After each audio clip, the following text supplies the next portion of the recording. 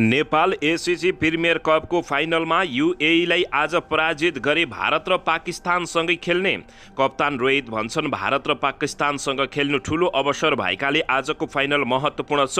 प्रधानमन्त्री प्रचण्डले केही समय मन्त्रीपरिषद विस्तार नगर्ने राष्ट्रिय स्वतन्त्र पार्टीले सरकारमा जान राख्यो यी शर्त। मुसलधारे पानी परिरहेका बेला जब काठमाडौँका मेयर बालेन्द्र शाह बीच सडकमा देखिए मचियो निकै ठुलो हङ्गामा। कपन घटनामा निराको हत्यामा संलग्न आरोपी झापाबाट पक्राउ।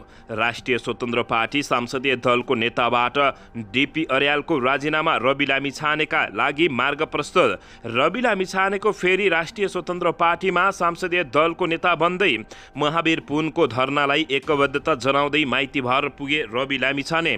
महावीर पुनलाई रविले भने, हाम्रा 21 सांसद तपाईसँग छन्।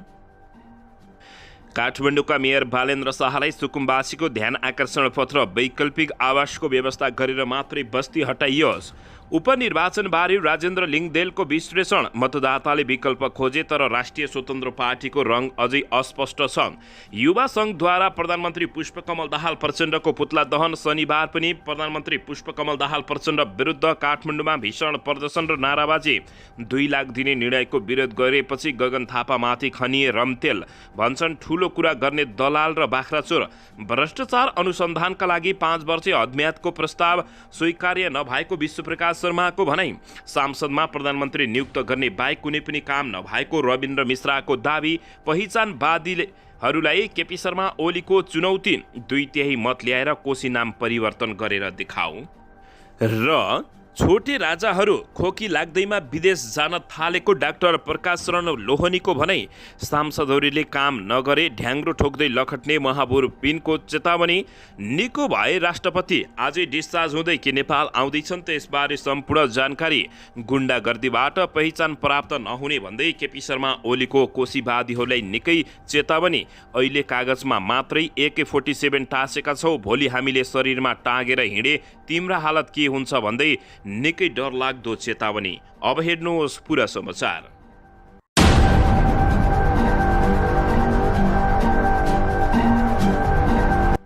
दर्शक महानुभावहरू नमस्कार। नेपाली न्युज टिभीको न्युज बुलेटिन खबरमा यहाँहरूलाई हार्दिक स्वागत छ। सदाझै आज पनि तपाईँहरूमाझ देश तथा विदेशका महत्त्वपूर्ण समाचार अपडेटका साथ उपस्थित भइसकेका छौँ। दर्शक महानुभावहरू, तपाईँहरूले हामीलाई कहाँदेखि हेर्दै हुनुहुन्छ नेपाल भए जिल्ला र ठाउँको नाम लेख्नुहोला। यदि विदेशमा हुनुहुन्छ भने आफू रहेको देशको नाम पनि लेख्न नभुल्नुहोला। र हाम्रो च्यानल नेपाली न्युज टिभीलाई अहिलेसम्म पनि सब्सक्राइब गर्नुभएको छैन भने सब्सक्राइब गरी जोडिनुहोला, साथै सँगै रहेको बेल आइकनलाई दबाउन पनि नभुल्नुहोला। आउनुहोस् दर्शक महानुभावहरू, आजको पहिलो तथा विशेष खबरतर्फ लागौँ। दर्शकबिन, विश्व क्रिकेटकै पावर हाउस भारत र पाकिस्तानसँग खेल्ने नेपाली राष्ट्रिय क्रिकेट टोलीको सपना अब एक खेल मात्रै टाढा रहेको छ। एसएससी प्रिमियर कप 2023 को फाइनलमा स्थान बनाएसँगै नेपाल ऐतिहासिक उपलब्धि नजिक पुगेको छ। त्रिवी क्रिकेट मैदानमा सोमबार हुने फाइनलमा युएईलाई पराजित गरे नेपालले एसिया कप खेल्न पाउने भएको छ। एसिया प्रिमियर कप विजेताले एसिया कपको समूह ए का भारत र पाकिस्तान विरुद्ध खेल्नेछ। नेपालले हालसम्म एसिया कपमा स्थान बनाएको छैन। युएई बलियो प्रतिद्वन्दी हो, तर दबाव नलिई खेल्ने नेपाली टोलीको रणनीति हुने रहेको छ। नेपाली टोलीका कप्तान रोहित कुमार पौडेलले फाइनल जित्ने अवसर आएको बताएका छन्।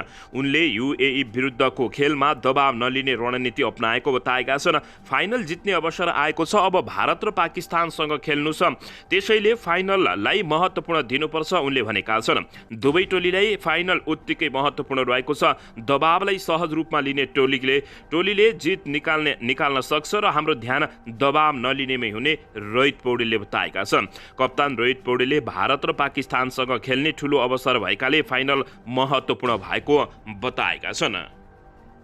दर्शकबिन, यसैबीच आउनुहोस् अर्को समाचारतर्फ लागौँ। पटक पटक सरकारलाई पूर्णता दिने बताउँदै आएका प्रधानमन्त्री पुष्पकमल दाहाल प्रचण्डले अझै केही समय बाँकी मन्त्रालय आफैसँग राख्ने भएका छन्।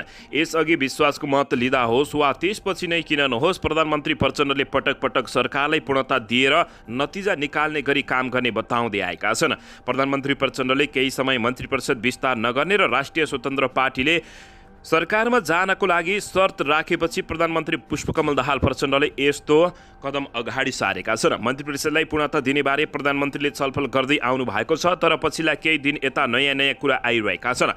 त्यसैले जेठ 15 गते बजेट अगाडि मन्त्री परिषदले पूर्णता नपाउन पनि सक्छ, प्रधानमन्त्री निकट स्रोतले भनेको छ। प्रधानमन्त्रीजी सहमतिमा र सबैलाई विश्वासमा लिएर अगाडि बढ्न तयार हुनुहुन्छ। सबैले ढिलाइ भए पनि अझै केही समय कुरेर भए पनि बढीमा बढी समर्थन जुटाएर जाने कि भन्नेमा हुनुहुन्छ उनले बताएका छन्। वैशाख 10 गतिको निर्वाचनमा तनहुँ र चितवनमा राष्ट्रिय स्वतन्त्र पार्टीले शानदार जित दर्ता गरेपछि प्रधानमन्त्री प्रचण्ड आफैले बधाई दिन राष्ट्रिय स्वतन्त्र पार्टीका सभापति रवि लामिछानेले फोन गरेका थिए। यो फोन संवादमा प्रचण्डले सरकारमा सहभागी हुन रवि लामिछानेलाई आग्रह गरेको बुझिएको छ, तर रविले आफूहरूले यसअघि लिएको गृह सहितका मन्त्रालय पाउनुपर्ने र सरकार कम्तीमा 2 वर्ष जाने ग्यारेन्टी हुनुपर्ने शर्तसहित राखेको बुझिएको छ। रविले पनि पार्टीमा आवश्यक सल्लाह गर्न केही समय आवश्यक भएको सङ्केत गरेपछि प्रधानमन्त्री प्रचण्डले समय होल्ड गर्ने नीति लिएका हुन्। राष्ट्रिय स्वतन्त्र पार्टीले आफ्ना केही चासो पूरा गरिए सरकारमा सहभागी हुन सक्ने सङ्केत गरेपछि प्रधानमन्त्री प्रचण्डले केही समय पर्खिने तयारी गरेका हुन्। यसअघि 20 सिट रहेको राष्ट्रपाको उपनिर्वाचनपछि 1 सिट बढेर 21 सिट पुगेको छ, जुन काङ्ग्रेस एमाले माओवादी केन्द्रको पछिको चौथो ठुलो दल हो र त्यसैले चौथो शक्तिलाई पनि मिलाएर सरकारमा लैजान प्रधानमन्त्री प्रचण्ड माओवादी भित्रै दबाव परिरहेको छ। दर्शकबिन यसैबीच आउनुहोस् अर्को समाचारतर्फ लागौँ। राजधानीमा शनिबार झमझम मुसलधारे पानी परिरहेको थियो। सडकमा पानी जमेर हिँडी नसक्नु थियो। तिनकुने बागमती पुल नजिकै झरी परिरहेकै बेला काठमाडौँ महानगरपालिकाका मेयर बालेन्द्र शाह सुटबुट सहित बीच सडकमा देखिएका छन्। एक्कासी उनी भिज्दै सडकको डिभाइडर उठाइरहेका थिए। डोरीले बाँधेर सडकमा राखिएको प्लास्टिकको डिभाइडर ढलेपछि सडकमा गाडी जाम भइरहेको थियो। त्यो जाम खोल्न काठमाडौँका मेयर बालेन्द्र शाह आफै सडकमा उत्रिएका थिए। मेयर बालेन्द्र शाह आफै सडकमा उत्रिएपछि ट्राफिक प्रहरी पनि सघाउन पुगेका थिए।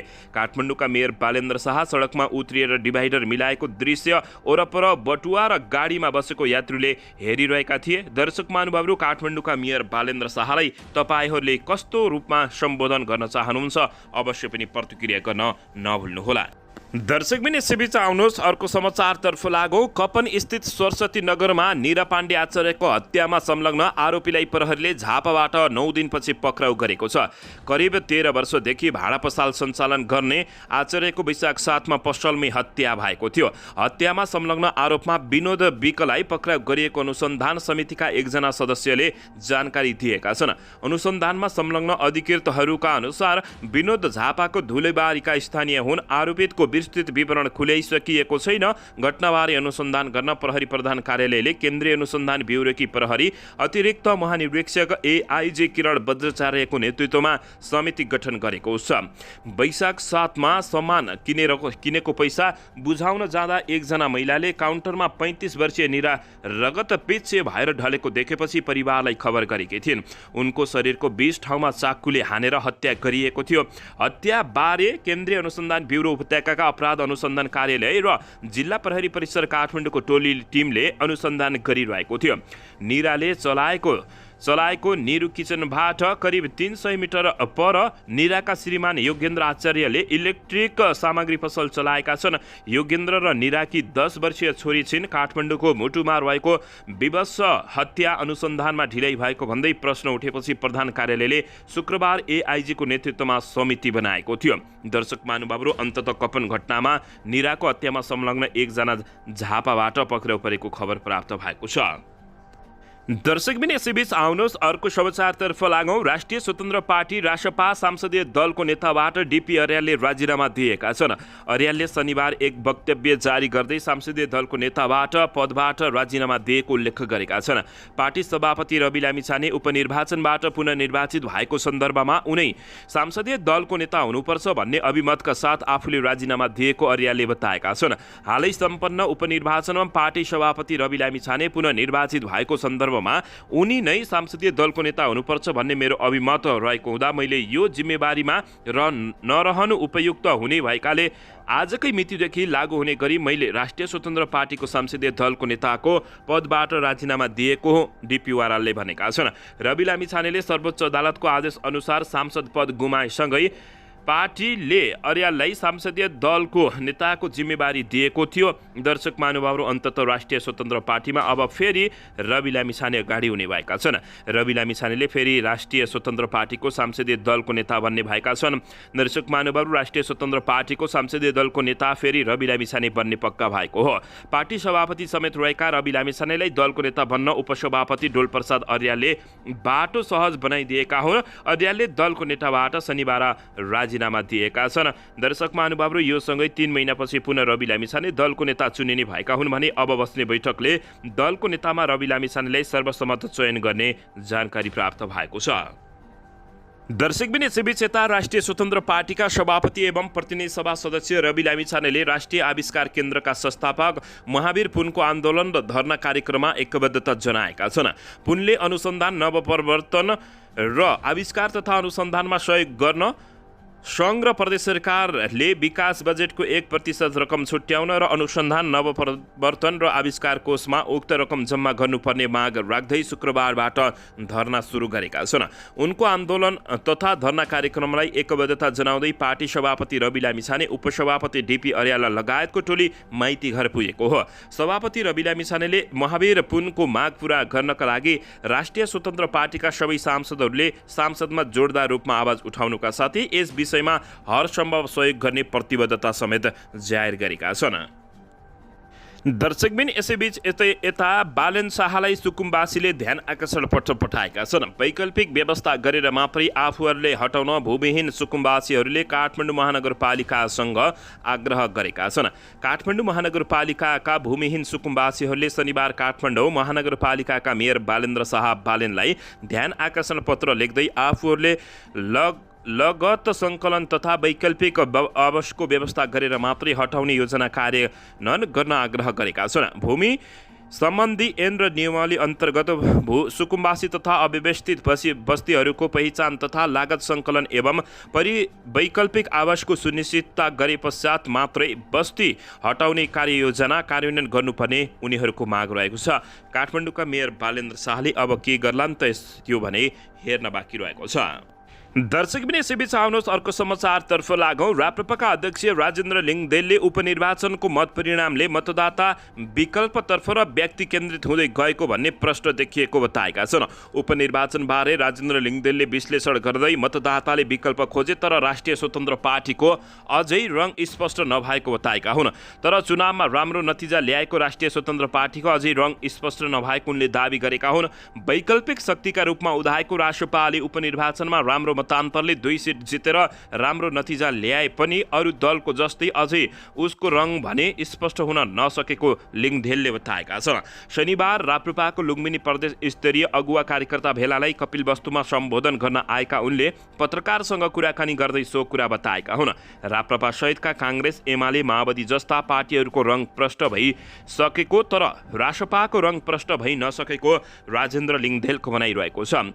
दर्शकबिन, काङ्ग्रेस, एमाले, माओवादी, राप्रपा के हो रङ प्रष्ट छ, यसलाई मन पराउने नपराउने छान्ने अधिकार जनतामा छ तर रासपाको रङ प्रष्ट छैन उनले बताएका छन्। उपनिर्वाचनमा रासपाको सफलतालाई राप्रपाले सकारात्मक रूपमा लिएको बताउँदै उनले भने रासपाले 2वटा सिटमा राम्रो मतान्तरसहित जित हात पार्यो। यसले आम जनतामा परिवर्तनको पक्षमा जान थाल्यो भन्ने कुरामा परिणत भएको बताएका छन्।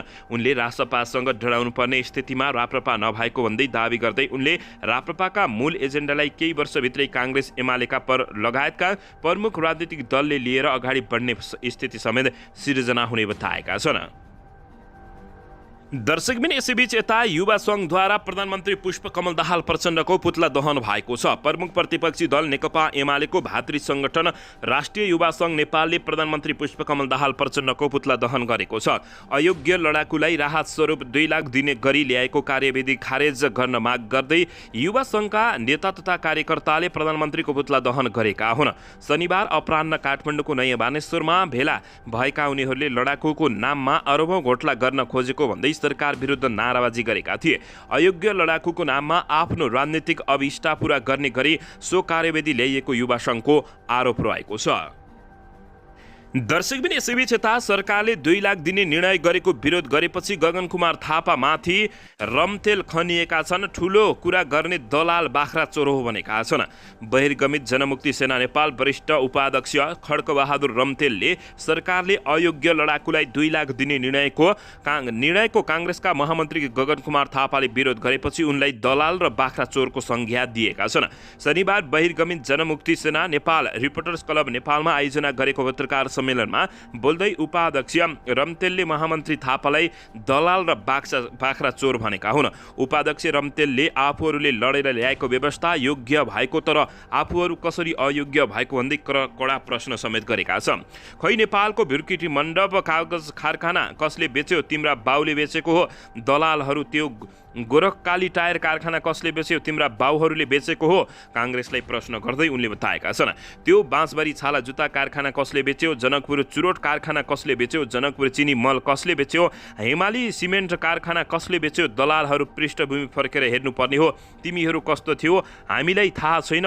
हामी व्यवस्थाको लागि आफ्नो बालपन त्यागेर जङमा बन्दुक बोक्दै गर्ने तिमीहरू राजाको पाउमा दाम चढाएर प्रधानमन्त्री र मन्त्री हुन पाऊ भनेर दाम चढाउने जाने दलालहरू तिमी होइन भन्दै बनेका छन्। अहिले हामीलाई राज्यको पैसा दोहन भन्ने अयोग्य भन्ने उनको आक्रोश रहेको हो। उनले आफूहरू कहिले पनि अयोग्य नभएको र व्यवस्थापनको लागि लड्ने कहिले पनि अयोग्य हुन नसक्ने दावी गरेका छन्। महामन्त्री गगन कुमार थापालाई विभिन्न आरोप लगाउँदै उनले भने नेपाली जनताले लडेर ल्याएको व्यवस्था चाहिँ कुकुरले जस्तो रजाइ गर्ने गगन थापालाई म प्रश्न गर्न चाहन्छु। कहाँ गएर नुवाकोटमा ती बाख्रा हामीलाई त्यसको हिसाब किताब चाहिन्छ। बाख्रा खसीको नाम कानुनी रूपमा तपाईँले चाहिँ राज्यको दोहन खोइ देखाउनुहोस् भनेका छन्। दर्शक महानुभाव यसबारे तपाईँहरूले के भन्न चाहनुहुन्छ प्रतिक्रिया दिन नभुल्नुहोला। दर्शकबिन यसैबीच यता नेकपा एमालेका अध्यक्ष एवं पूर्व प्रधानमन्त्री केपी शर्मा ओलीले कोशी प्रदेशको नाम संशोधन गरेर देखाउन पहिचानवादीहरूलाई चुनौती दिएका छन्। शनिबार पाँचथरमा भएको कार्यक्रममा बोल्दै नेकपा एमालेका अध्यक्ष तथा पूर्व प्रधानमन्त्री केपी शर्मा ओलीले कोशी प्रदेशको नाम संशोधन हुने सम्भावना नरहेको बताएका छन्। 2-4 जना सडकमा उत्रिएकै भरमा कोशी नाम फिर्ता नहुने केपी शर्मा ओलीको भनाइरहेको छ। प्रदेश सभाबाट विधि र प्रक्रियामा छिरेर गएको नाम कुनै पनि हालतमा फिर्ता नहुने दावी गर्दै अध्यक्ष ओलीले आन्दोलन छोडेर विकास निर्माणमा जुट्न आन्दोलन पक्षलाई सुझाव समेत दिएका छन्। 2-4 जना केटाहरू सडकमा उत्रिँदैमा प्रदेशको पुनः नामाङ्करणको सम्भावना छैन। उनले भने म भन्न चाहन्छु जनताबाट 2/3 मत ल्याएर नाम परिवर्तन गरेर देखाऊ। नेकपा एमालेका अध्यक्ष केपी शर्मा ओलीले बताएका हुन्। दर्शकबिन यसैबीच यता राष्ट्रिय प्रजातन्त्र पार्टीका पूर्व अध्यक्ष डाक्टर प्रकाश शरण लोहनीले देशको नेतृत्वमा धनवादीहरूको प्रवेश भएको बताएका छन्। शनिबार माइतीघर मण्डलमा महावीर पुनको आन्दोलनलाई समर्थन गर्न पार्टीको तर्फबाट घटनास्थल पुगेका पूर्व अध्यक्ष लोहनीले नेताहरू सत्ताको लुछाचाँडीमा मात्रै केन्द्रित हुने गरेको बताएका हुन्। उनले नेपालमा नै उपचार हुन सक्ने कुरामा करोडौँ खर्च गरेर विदेश पठाइएको प्रति असन्तुष्ट पनि जनाएका छन्। उनले वर्तमान नेताहरूलाई छोटे राजाको संज्ञा दिँदै सरकार र नेतृत्वको मनमानी गरेको समेत आरोप लगाएका छन्। उनले नेताहरूलाई करोडौँ रुपियाँ दिएर विदेशमा उपचार गर्न पठाउने तर आविष्कारको क्षेत्रमा लगानी नगरेर वैज्ञानिक समाजवाद कसरी आउँछ भन्ने प्रश्न गरेका छन्। लोहनीले वर्तमान राज्य संस्था थोरै मानिसहरूको हितका लागि मात्रै केन्द्रित भएको बताउँदै उनले सरकारले नेपालको विकासमा लागेका व्यक्तिलाई निरुत्साहित गरिरहेको आरोप लगाएका छन्। पूर्वाध्यक्ष लोहनीले अयोग्य लडाकुलाई अरबौँ रुपियाँ छुट्याउन सक्ने सरकारले आविष्कार प्रवर्धनका लागि बजेट छुट्याउन सकिँदैन नाटक भएको समेत उल्लेख गरेका छन्। दर्शकबिन यसैबीच यता राष्ट्रिय आविष्कार केन्द्रका सञ्चालक महावीर पुनले सांसदहरूले काम नगरे ढ्याङ्ग्रो ठोक्दै लखेट्ने चेतावनी दिएका छन्। शुक्रबार अनुसन्धान नवप्रवर्तन र आविष्कारका निमित्त सरकार गम्भीर नभएको भन्दै उनले आन्दोलन सुरु गरेका बताएका हुन्। उनले नेताहरूले नीति निर्माणको काम नगरे ढ्याङ्ग्रो ठोक्दै लखेट्ने चेतावनी दिएका छन्। उनले भने सांसदहरूले खादा माला र भाषण गर्न उद्घाटन गर्न समय मिल्ने तर कानुन बनाउन समय नमिल्ने हो भन्ने प्रश्न गर्दै सांसदहरूले कानुन बनाएर देश विकासमा लाग्नुको विकल्प नरहेको उनको भनाइरहेको छ। उनले अरू हेर्ने विभाग भए पनि अनुसन्धान आविष्कार नवप्रवर्तन गर्ने विभाग नभएको भन्दै उनले आफ्ना माग पूरा नभएसम्म धरना जारी राख्ने बताएका छन्। सबै नेताहरू आफ्नो भाषण सुन्न धर्मस्थल पुग्नुपर्ने र त्यो नसके सांसदमा आफूहरूलाई बोल्ने व्यवस्था गरिदिन उनले आग्रह गरेका छन्। नेताहरूले बोलेर मात्रै नहुने र बोलेर कदम चाल्ने नेताहरूको खाँचो रहेको उल्लेख गरेका छन्। छन्। पुनले आफ्नो आन्दोलन सबै सनातिना आन्दोलनहरू पूरा गर्नको लागि अर्थतन्त्र सुधार्ने जनआन्दोलन भएको बताएका छन्। नवपरिवर्तन र आविष्कारको क्षेत्रमा लगानी नगरी अर्थतन्त्र चलायमान बन्न नसक्ने समेत उनको दाबी रहेको छ। दर्शकबिन यसैबीच यता राष्ट्रपति रामचन्द्र पौडेलको स्वास्थ्यमा उल्लेख्य सुधार आएको छ। भारतको नयाँ दिल्ली स्थित अखिल भारतीय आयुर्विज्ञान संस्थानमा उपचाररत रहेका राष्ट्रपति रामचन्द्र पौडेलको स्वास्थ्यमा सुधार आएको उपचारमा संलग्न चिकित्सकलाई उद्धृत गर्दै नयाँ दिल्ली स्थित नेपाली राजदूतावासले विज्ञप्ति मार्फत जानकारी दिएको छ। राष्ट्रपति रामचन्द्र पौडेलले आज अस्पतालबाट डिस्चार्ज हुन सक्ने पनि राजदूतावासले जानकारी दिएको हो। सम्माननीय राष्ट्रपतिज्यूको उपचार हिजो पनि जारी रह्यो। राष्ट्रपतिको उपचारमा संलग्न सम्बन्धित चिकित्सकहरूले उनको स्वास्थ्यमा उल्लेख्य सुधार भएको बताएका छन् र आज अस्पतालबाट डिस्चार्ज हुने विज्ञप्तिमा जारी गरिएको छ। दर्शक महानुभावहरू, यसैबीच अहिले कागजमा मात्रै AK-47 टाँसेका छौँ, भोलि हामीले शरीरमा टाँसेर हिँडे तिम्रा हालत के हुन्छ भन्दै नेताहरूलाई पूर्व लडाकुले दर्शक महानुभावहरू चेतावनी दिएका छन्। यसैबीच गुण्डागर्दीबाट पहिचान प्राप्त नहुने नेकपा एमालेका अध्यक्ष तथा पूर्व प्रधानमन्त्री केपी शर्मा ओलीले बताएका छन्। पूर्व प्रधानमन्त्री तथा नेकपा एमाले अध्यक्ष केपी शर्मा ओलीले गुण्डागर्दीबाट पहिचान प्राप्त नहुने बताएका हुन्। एमाले 5 थरद्वारा फिदिममा हिजो आयोजित अगुवा कार्यकर्तालाई सम्बोधन गर्दै उनले पहिचानको राजनीति भन्दै दौडिने आफ्नो समुदायको हितमा लाग्नुपर्ने बताएका छन्। उनले कोशी प्रदेश नामाङ्कनको विरुद्धमा आन्दोलनरत पहिचानवादी आन्दोलनकारीलाई लक्षित गर्दै भने गुण्डागर्दीबाट पहिचान प्राप्त नहुने बताएका छन्। दर्शक महानुभावहरू, यसैबीच सांसदमा प्रधानमन्त्री नियुक्त गर्नु बाहेक कुनै काम नभएको रविन्द्र मिश्रले बताएका छन्। भ्रष्टाचार अनुसन्धानका लागि 5 वर्षीय हदम्यादको प्रस्ताव स्वीकार्य नभएको विश्वप्रकाश शर्माले बताएका हुन्। यसबारे तपाईहरूले के भन्न चाहनुहुन्छ? प्रतिक्रिया दिन नभुल्नुहोला।